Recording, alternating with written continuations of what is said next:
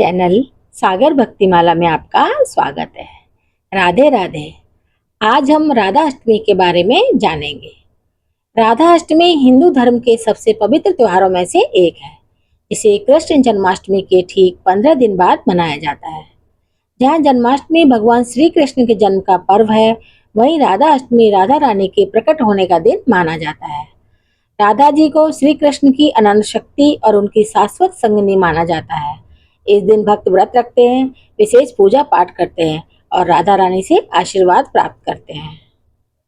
हर साल राधा अष्टमी भाद्रपद मास के शुक्ल पक्ष की अष्टमी तिथि को आती है। साल 2025 में यह पावन दिन धूमधाम और श्रद्धा के साथ मनाया जाएगा। इस पर्व को राधा जयंती भी कहा जाता है। भाद्रपद शुक्ल अष्टमी तिथि 30 अगस्त रात 10:46 से लगेगी और 31 अगस्त को देर रात 12:57 पर समाप्त होगी। उदया तिथि के चलते 31 अगस्त को राधा अष्टमी का व्रत रखा जाएगा। राधा अष्टमी का त्योहार राधा रानी के प्रति असीम श्रद्धा और प्रेम भाव को दर्शाने के लिए मनाया जाता है। मध्याह्न काल में पूजा करने का विशेष महत्व है। राधा अष्टमी पर मध्याह्न काल 31 अगस्त को सुबह 10:42 से दोपहर 1:14 तक रहेगा। इस दिन भक्त उपवास रखते हैं और राधा रानी की विशेष पूजा करते हैं। राधा रानी का स्मरण हमेशा श्री कृष्ण के साथ किया जाता है। राधा जी के जन्म की कथा। राधा श्री कृष्ण के साथ गोलोक में निवास करती थी। एक बार देवी राधा गोलोक में नहीं थी। उस समय श्री कृष्ण अपनी एक सखी विराजा के साथ में गोलोक में विहार कर रहे थे। राधा जी यह सुनकर क्रोधित हो गई और तुरंत श्री कृष्ण के पास जा पहुंची और उन्हें भला बुरा कहने लगी। यह देखकर कान्हा के मित्र श्री दामा को बुरा लगा और उन्होंने राधा को पृथ्वी पर जन्म लेने का शाप दे दिया।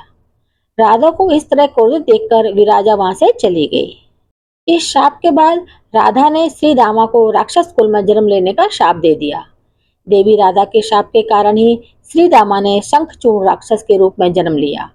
वही राक्षस जो भगवान विष्णु का अनन्य भक्त बना और देवी राधा ने वृषभानु जी की पुत्री के रूप में पृथ्वी पर जन्म लिया।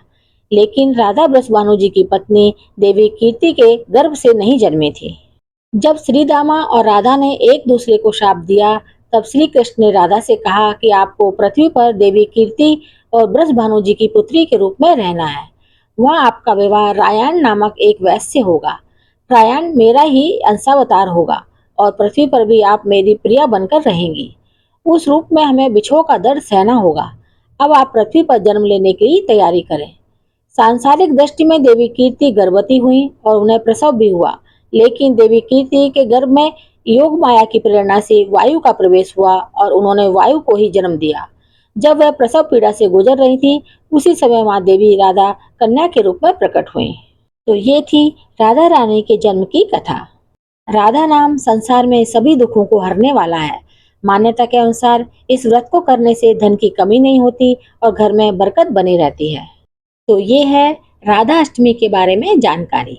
ऐसी और जानकारी के लिए मेरे चैनल को सब्सक्राइब करें।